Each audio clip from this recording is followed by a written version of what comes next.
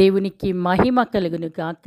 ఈ దినవాక్యము యెహెజ్కేలు గ్రంథము 32వ అధ్యాయాన్ని మనం ధ్యానించుకుందాం. ప్రభువును, రక్షకుడును, మహోన్నతుడును, శ్రేష్ఠుడైన యేసుక్రీస్తు నామమున మీకు వందనములు, శుభములు తెలియచేస్తున్నాను. దేవుడు మరి ఒక దినాన్ని మనకు అనుగ్రహించి మరి యెహెజ్కేలు గ్రంథాన్ని ధ్యానించుకునే దానికి దేవుడిస్తున్న భాగ్యమును బట్టి మనం దేవుని స్తుతించాలి. ప్రతిరోజు ఒక క్రొత్త విషయాన్ని తెలుసుకునే దానికి మరి యెహెజ్కేలు గ్రంథంలో నుండి అనేక విషయాలను మనకు తెలియచేస్తున్న దేవదేవునికే వందనములు, స్తుతి స్తోత్రములు కలుగును కాక.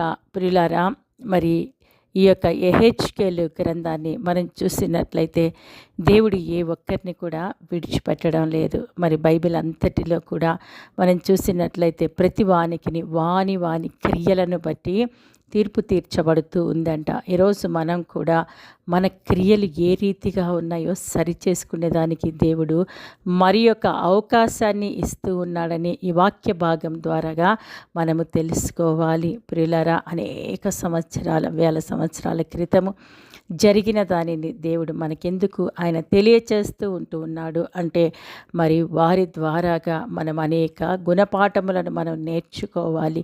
మరి మంచివారి ద్వారాగా మంచి నేర్చుకుంటాం, చెడ్డవారి ద్వారాగా కూడా మనలో ఉన్న చెడును వదిలిపెట్టుకొని మనము మంచివారుగా ఉండాలని దేవుని యొక్క మరి ఇష్టమైంటూ ఉన్నది కదా. మరి వినేవారికి ఏమనిపించవచ్చు అంటే, పదే పదే ఇదే వింటున్నామే అని. కానీ మార్పు మనకు అవసరం కదా.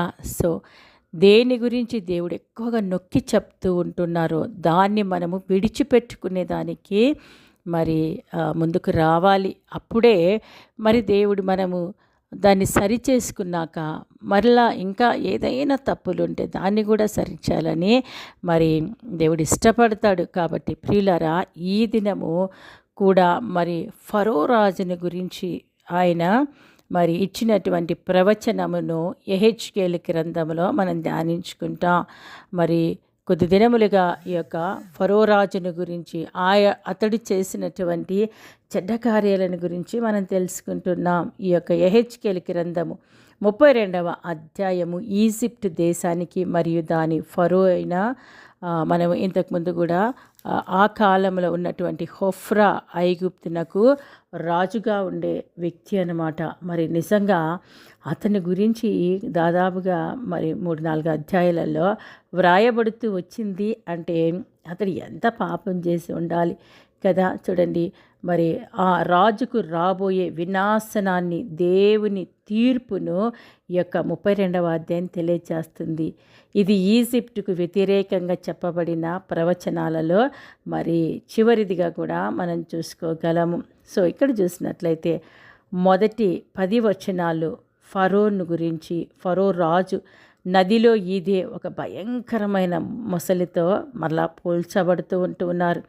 అతడు తన అహంకారంతో నదులను కలుషితం చేశాడు. దేవుడు తన వలలో వాడిని పట్టుకొని ఆరని నేలపై పారవేస్తానంటున్నాడు. ఆకాశ పక్షులకు, జంతువులకు ఆ కళేబరాలు తినునట్లు చేస్తానంటున్నాడు. అంత మాత్రమే కాదు, ఇతడు జనములలో కొదమ సింహము వంటి వాడని కూడా మరి ఎంచబడ్డాడంట. చూసారా, మరి జలములలో అయితే మొసలి వంటి వాడంట, జనములలో పీపుల్స్ మధ్య ఏమో సింహము, కొదమ సింహము వంటి వాడుగా తన కాలంలో అతడు ఉండేవాడనమాట. ఈరోజు నువ్వు ఎలా బ్రతుకుతున్నా, సింహముగానో, కొదమ సింహముగానో, మొసలిగానో, ఇంకా భయంకరుడిగానో, నేను పెద్ద వీడిని అని, లేకపోతే నాకు అసాధ్యమైనది ఏదైనా ఉందా, నేను ఏదైనా చేయగలను, ఎవరినైనా నాశనపరచగలను, మరి నా కంట్రోల్ అందరినీ నేను తీసుకోగలను, నేను సమస్తాన్ని నా స్వాధీనంలో ఉంచుకోగలనని చాలామంది అనుకుంటూ ఉంటారు. నాకు ఎదురే లేదు అని కదా. అలాగ మనము దేవుని చిత్తానికి విరోధంగా నడుచుకున్నట్లయితే నాకు ఎదురే లేదు అంటే మరి సర్వాధికారం కలిగిన దేవుడు ఉన్నాడండి. కాబట్టి మనల్ని మనం తగ్గించుకోవాలి. ఇతడు తనని ఎలా ఎంచుకున్నాడంట, కొదమ సింహము వలె ఎంచుకున్నాడు. అందుకనే దేవుడు అతనిని మరి భూమి మీద ఉన్నప్పుడు నాశనపరచడం మాత్రమే కాదు, అసలు చెప్పాలంటే అతని వల్ల ప్రకృతి సహితము నాశనాన్ని అనుభవించింది అని చూస్తున్నాం.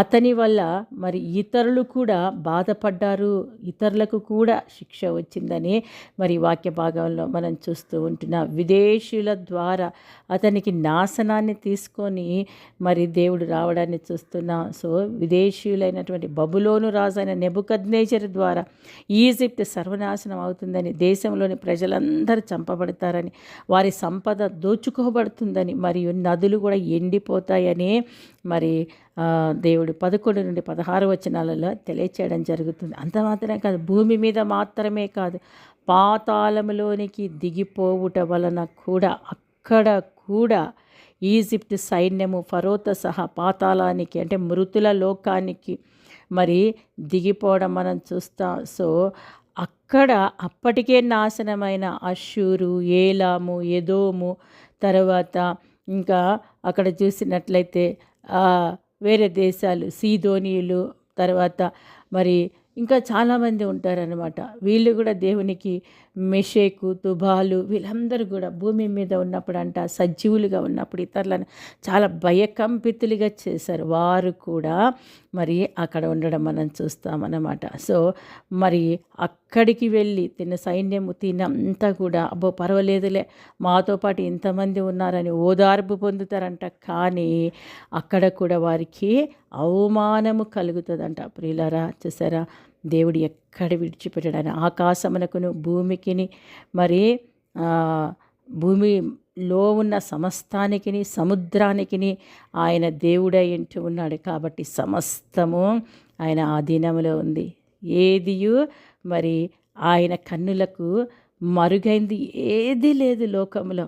భూమి, ఆకాశము, సముద్రము, పాతాళము అన్నీ కూడా ఆయన మాట వింటాయి. అందుకనే దావీదు భక్తుడు అంటాడు కదా, నేను తప్పించుకొని నేను ఎక్కడికి వెళ్ళగలను దేవా, నీ కనుదృష్టి అంతా ఉంది. ఈరోజు ప్రియమైన వాళ్ళారా చూడండి, మరి ఫరో అనుకున్నాడు నేను ఒక కొదమ సింహము వంటి వాడను, జలములలో మొసలి వంటి వాడనని. కానీ అతడు భయంకరమైన నాశనాన్ని పొందుకున్నాడు. అతనిని అనుసరించిన వారు, అతనిని ఫాలో అయిన వారు కూడా అలాంటిగా నాశనాన్ని పొందుకున్నారు. మనం చూసుకున్నట్లయితే 32వ అధ్యాయము మొదటిగా మరి 1 నుండి 11 వచనాలలో 10 వచనాలలో చూడండి. మరియు 12వ సంవత్సరము 12వ నెల మొదటి దినమున యెహోవా వాక్కు నాకు ప్రత్యక్షమై ఇలాగ సెలవిచ్చినని యెహెజ్కేలు తెలియచేస్తున్నాడు. నరపుత్రుడా, ఐగుప్తు రాజైన ఫరోను గూర్చి అంగలార్పు వచనమెత్తి అతనికి ఈ మాట ప్రకటింపుము. జనములలో కొదమ సింహము వంటి వాడవని నీవు ఎంచబడితివి, జలములలో మొసలి వంటి వాడవై నీ నదులలో రేగుచు నీ కాళ్ళతో నీళ్లు కలియబెట్టితివి, వాటి వాగులను బురదగా చేసితివి. సరే, మొసలి వంటి వాడనని ఏమైనా నెమ్మదిగా ఉన్నాడా? లేనే లేదు. నీళ్లు కలియబెట్టి వాటి వాగులను బురదగా చేశాడంట. అందుకనే దేవుడు ఏమంటుంటే, గుంపులు గుంపులుగా జనములను సమకూర్చి నేను నా వలను నీ మీద వేయగా వారు నా వలలో చిక్కిన నిన్ను బయటికి లాగెదరు కదా. మరి అక్కడ ఉండి అంత బురద చేసి అది మనుషులకు ఉపయోగంగా ఉండకుండా ఉండడం వల్ల దేవుడు ఏం చేస్తాడంట, తన వలను దేవుని వలని వేస్తే మరి ఆ వలలో అతడి చిక్కుబడి మరి ప్రజలు వచ్చి బయటికి లాగేస్తారంటండి. నేను నిన్ను నేల పడవేసి తెరప నేల మీద పారవేసేదను, ఆకాశ పక్షులన్నీ నీ మీద వ్రాలునట్లు చేసి నీ వలన భూజంతువులన్నిటినీ కడుపారం తిననిచ్చేదను అంటూ ఉన్నాడు కదా. సో అతని మాంసమును పర్వతముల మీద వేస్తానంటున్నాడు, లోయలన్నిటినీ మరి అతని కలయబరంతో నింపుతానంటున్నాడు. మరియు భూమిని నీ రక్తధార చేత పర్వతముల వరకు నేను తడుపుదును అంట. భూమిని అతని రక్తధార చేత, మరి లోయలు నీతో నింపబడును అంట. చూసారా, అంత భయంకరంగా దేవుడి శిక్షను ఇస్తూ ఉన్నాడు. అందుకని మనం బహు జాగ్రత్తగా ఉండాలి. 7వ వచనం నుండి చూస్తే ప్రకృతికి కూడా అతని వల్ల ఎంత వినాశనమో చూడండి. నేను నిన్ను ఆర్పివేసి ఆకాశ మండలమును మరుగు చేసేదను, నక్షత్రములను చీకటి కమ్మ చేసేదను, సూర్యుని మబ్బు చేత కప్పెదను, చంద్రుడు వెన్నెలా కాయకపోవును. నిన్ను బట్టి ఆకాశమందు ప్రకాశించు జ్యోతులన్నిటికీ అంధకారము కమ్మ చేసేదను. నీ దేశము దేశము మీద గాఢాంధకారము వ్యాపింపచేసేదని. ఇదే ప్రభువగు యెహోవా వాక్కు. చూసారా, అతని ద్వారా గంట మరి అతని దేశమంతా కూడా గాఢాంధకారము వ్యాపింపచేస్తానంటున్నాడు. సో మనం అనుకుంటాం, మనము గర్వించుకొని మరి తిరగడం వల్ల, మనం తప్పు చేయడం వల్ల, మనం పాపం చేయడం వల్ల అది మరి నాకు ఆనందంగా ఉంటుంది అనుకుంటాం. కానీ దానివల్ల ఇతరులకు చాలా మరి మనము ఎక్కడున్నామో, ఏ ప్రదేశంలో ఉన్నామో ఆ దేశము, ఆ ప్రదేశము, ఆ కుటుంబము భ్రష్టు పట్టిపోతుంది కదా. చూడండి, ఇక్కడ తనను బట్టి ఆ దేశము మీద దేవుడు గాఢాంధకారమును కూడా ఆయన వ్యాపింపచేశాడు కదా. చూడండి, అలాగే మనం చూస్తే 9వ వచనం నుండి, నీవు ఎరుగని దేశములోనికి నేను నిన్ను వెళ్ళగొట్టి జనములలో నీకు సమూల ధ్వంసము కలగచేసి బహు జనములకు కోపము పుట్టింతును అంట. సో 10వ వచనం చూస్తే, నా ఖడ్గమును నేను వారి మీద జులిపించదను, నిన్ను బట్టి చాలామంది జనులు కలవరించుదురు, వారి రాజులను నిన్ను బట్టి భీతులగుదురు. నీవు కూలు దినమున వారందరిని ఎడతెగక ప్రాణ భయము చేత వణుకుదురు. అంటే ఇంత గొప్పవాడే కూలిపోయాడు, ఇక మా గతి ఏంటి అని కూడా ప్రజలలో ఒక ప్రాణ భయం అనేది కూడా ఇతని ద్వారాగా రావడం చూస్తున్నాం. ప్రభువైన యెహోవా సెలవిచ్చినదేమనగా, బబులోను రాజు ఖడ్గముని మీదికి వచ్చును అంట. 11వ వచనం నుండి 16 వరకు మనం చూసినట్లయితే, మరి బబులోను రాజు ఖడ్గముని మీదికి వచ్చును, శూరుల ఖడ్గముల చేత నేను నీ సైన్యమును కూల్చెదను, వారందరినూ జనములలో భయంకరులు, ఐగుప్తీయుల గర్వమును అణిచివేయగా దాని సైన్యమంతయు లయమగును. ఇతనిని బట్టి మరి సమస్తం లయమగునట్లు దేవుడు ఆజ్ఞాపిస్తూ ఉన్నాడు. మరియు గొప్ప ప్రవాహముల దరినున్న పశువులన్నిటినీ నేను లయపరిచెదను, నరుని కాలైనను పశువు కాలైనను వాటిని కదిలింపకయుండును. అప్పుడు నేను వాటి నీళ్లు తొనకకుండా చేసి తైలము పారునట్లు వారి నదులను పారచేసేదను. ఇదే ప్రభువగు యెహోవా వాక్కు. చూసారా, వీళ్ళకి ఎంత నాశనం ఎంత వచ్చిన తర్వాత దేవుడు వాళ్ళ నీళ్లు తొనకకుండా చేస్తాను, తైలము పారునట్లు వారి నదులను పారచేస్తానంటున్నాడు. నేను ఐగుప్తు దేశమును పాడు చేసి అందులోని సమస్తమును నాశనము చేసి దాని నివాసులందరినీ నిర్మూలము చేయగా నేను యెహోవానయున్నానని వారు తెలుసుకుంటారు. అంతవరకు మామూలుగా చెప్తే ఈ ప్రజలు తెలుసుకోవడం లేదు. అందుకనే దేవుడు సమస్తాన్ని నాశనం చేయాలి. కోవిడ్ అనే ఆ కోవిడ్ పీరియడ్లో కూడా చాలామంది దేవుని తెలుసుకున్నారు. సమస్తం నాశనం అయిపోతుంటే, మరణం ఏలుతుంటే కదా. సో అంతవరకు మనం తీసుకురాకుండా మనల్ని మనము మరి ప్రభుకు సమర్పించుకోవాలని, దేవునిగా తెలుసుకోవాలని దేవుడు కోరుతూ ఉన్నాడు. 16వ వచనంలో కూడా ఇది అంగలార్పు వచనము. వారు దానిని ఎత్తి పాడుదురు, అన్ని జనుల కుమార్తెలు దానిని ఎత్తి పాడుదురు, ఐగుప్తును గూర్చియు అందులోని సమూహమును గూర్చియు ఆ వచనమెత్తి వారు పాడుదురు. ఇదే ప్రభువగు యెహోవా వాక్కు. సో అంత మాత్రమే కాకుండా 17వ వచనం నుండి 32 వరకు మనం చూసినట్లయితే, మరి పాతాళంలో కూడా అండి ఎవరిని విడిచిపెట్టడం లేదు. చూడండి, 12వ నెల 15వ దినమున యెహోవా వాక్కు నాకు ప్రత్యక్షమై ఇలాగు సెలవిచ్చెను, నరపుత్రుడా, అల్లరి చేయు ఐగుప్తీయుల సమూహమును గురించి అంగలార్చుము. ఎలాంటి వారంట? వీరు అల్లరి చేసేవారు. ఈరోజు అల్లరి చేసేవారు మాకేమిలే అనుకుంటున్నామేమో. చూడండి, ప్రసిద్ధి నొందిన జనముల కుమార్తెలు భూమి క్రిందికి దిగిపోయినట్లు భూమి క్రిందికి పాతాళమునకు పోయిన వారి యొద్దకును వారిని పడవేయుము. సౌందర్యమందు నీవు ఎవనిని మించిన వాడవు? దిగి సున్నతి నొందని వారి యొద్ద పడియుండుము కదా. సౌందర్యాన్ని, ఇతడు తన సౌందర్యాన్ని గురించి కూడా ఇంకా నాకంటే ఎవరు లేరు అనుకుంటున్నాడు. అందుకనే ఎక్కడికి వెళ్ళమంటున్నాడంటే దేవుడి ఇతని సున్నతి నొందని వారి యొద్ద పడియుండుము. సున్నతి ఈ కాలంలో చూస్తే రక్షణ లేని వారి యొద్ద పడియుండుమని అర్థం అన్నమాట. సున్నతి ద్వారాగా దేవుడు తన ప్రజలతో ఒక నిబంధన చేసుకున్నాడు. కాబట్టి సున్నతి లేని వారు దేవుని ప్రజలు కారు అని అర్థం అన్నమాట. అందుకనే చూడండి, ఖడ్గము చేత హతమైన వారి మధ్య వారు కూలుదురు, అది కత్తిపాలగును, దాని చెనులను లాగి పడవేయుడి, వారి దిగిపోయిరే. సున్నతి నొందని వీరు ఖడ్గము చేత హతమై అక్కడ పడియుండిరే అని అందరు. పాతాళములనున్న పరాక్రమశాలులలో బలాఢ్యులు దాని గూర్చియు దాని సహాయులను గూర్చియు అందరు. అశ్షూరును దాని సమూహమంతయు అచ్చటనున్నవి, దాని చుట్టూను వారి సమాధులున్నవి, వారందరి కత్తిపాలై చచ్చియున్నారు. దాని సమాధులు పాతాళాగాధములో నియమింపబడినవి. దాని సమూహము దాని సమాధి చుట్టూనున్నది. వారందరూ సజీవుల లోకంలో భయంకరులైన వారు.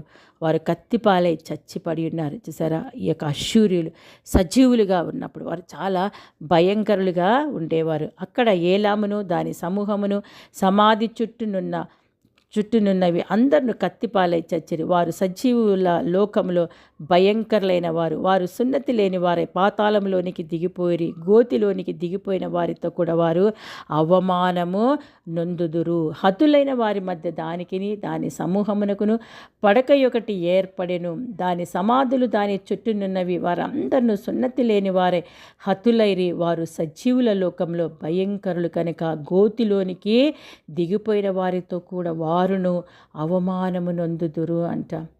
సో హతులైన వారి మధ్య అది ఉంచబడును. అక్కడ మెషెకును తుబాల్ను దాని సమూహములు ఉన్నవి. దాని సమాధులు దాని చుట్టూనున్నవి. వారందరూ సున్నతి లేని వారు, సజీవుల లోకంలో వారు భయంకరులైరి కనుక వారు కత్తిపాలైరి. ఆయుధములను చేత పట్టుకొని పాతాళంలోనికి దిగిపోయిరి. అయితే వీరు సున్నతి లేని వారిలో పడిపోయిన శూరుల దగ్గర పండుకొనరు.